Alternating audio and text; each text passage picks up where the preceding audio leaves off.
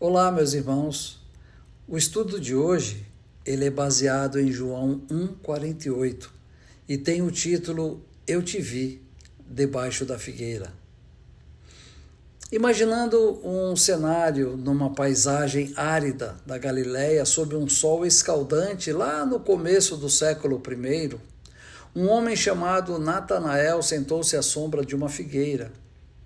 E não era apenas um momento de descanso. Na tradição judaica, a figueira era muito mais do que uma árvore, era um santuário natural. Rabinos ensinavam que estudar a Torá à sombra da figueira era como se sentar aos pés de Deus. Um salmo silencioso das folhas ao vento tornava-se um coro de meditação. E ali, talvez com os olhos fechados e o coração aberto, Natanael orava, refletia e talvez até questionasse: será que o Messias virá? Quando será isso? E foi nesse momento íntimo, invisível aos olhos dos homens, que Jesus de Nazaré, ainda desconhecido para Natanael, declarou: eis verdadeiramente um israelita em quem não há dolo. Antes de Filipe te chamar, quando estavas debaixo da figueira, eu te vi. E a palavra grega para o verbo vi é eiden, um verbo que vai além de uma simples percepção visual. É um verbo de conhecimento profundo, de visão interior. E Jesus não apenas viu Natanael, ele o conheceu. Conheceu seu coração, sua sede de verdade, sua honestidade espiritual. Foi um ato de onisciência divina e também de graça pessoal. A figueira na Bíblia, ela carrega múltiplos significados. Em Miqueias 4:4, ela simboliza a era messiânica. O versículo diz: assentar-se-á cada um debaixo da sua videira e debaixo da sua figueira, e não haverá quem os assuste.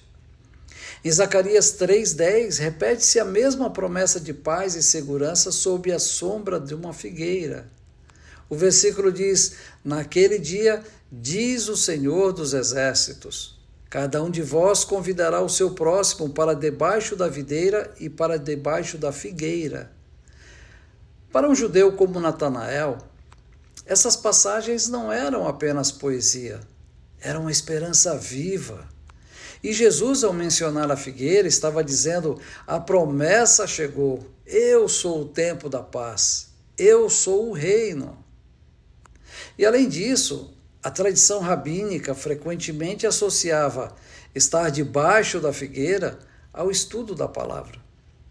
Alguns rabinos diziam que quem deseja entender a Torá, que se sente à sombra da figueira. Se Natanael estava meditando nas Escrituras, talvez isso fosse lá em Isaías 9 ou Malaquias 3. E então Jesus não apenas o viu fisicamente, mas o viu em oração, em busca do Messias. E nesse exato momento, o próprio objeto da sua busca o chamou pelo seu nome. O teólogo D.A. Carson, ele observa que Jesus não está apenas impressionando Natanael com um truque mental. Ele está revelando que ele é o Verbo encarnado, aquele que conhece os corações antes mesmo deles serem abertos. É o primeiro encontro de um tipo que se repetiria ao longo do Evangelho de João. Jesus, conhecendo a mulher samaritana lá naquele poço em João 4, o cego de nascença em João 9, e agora Natanael, um homem que nem sequer sabia que estava sendo observado por Deus. E além disso, há uma camada muito mais profunda. Ao chamar Natanael de verdadeiro israelita, Jesus evoca a figura de Jacó, o patriarca cujo nome foi mudado para Israel. E Jacó, sob uma árvore, ele sonhou com uma escada que tocava ao céu, e os anjos subindo e descendo. E o que Jesus promete a Natanael em João 1,51? na verdade vos digo que daqui em diante vereis o céu aberto e os anjos de Deus subindo e descendo sobre o Filho do Homem. Veja, a escada de Betel agora é Cristo. O lugar de encontro com Deus não é mais um monte ou um templo, é Ele. Alguns pais da igreja, como Agostinho, viram na figueira um eco do Éden. Adão e Eva se cobriram da sua nudez com folhas de figueira. E agora é como se Jesus dissesse a Natanael: eu te vi. Eu te vi em teu estado de pecado, em tua fragilidade, e mesmo assim eu te chamei. Há nisso uma poderosa imagem da graça. Deus não espera que sejamos perfeitos para nos ver. Ele nos vê antes da perfeição e nos chama apesar da queda. E a reação de Natanael é imediata.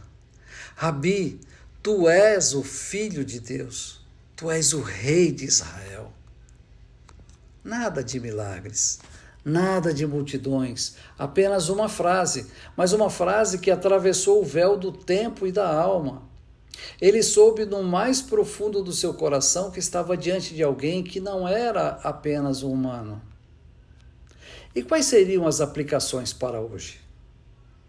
Quantas vezes estamos debaixo da figueira, em silêncio, em luta, em dúvida, em oração, e pensamos que ninguém nos vê? Pensamos que Deus está distante.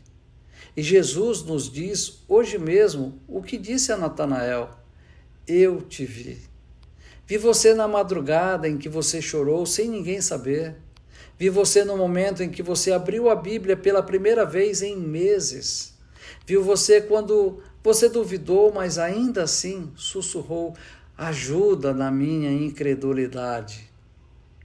A figueira de Natanael, ela pode até ter desaparecido com o tempo, mas as nossas figueiras continuam.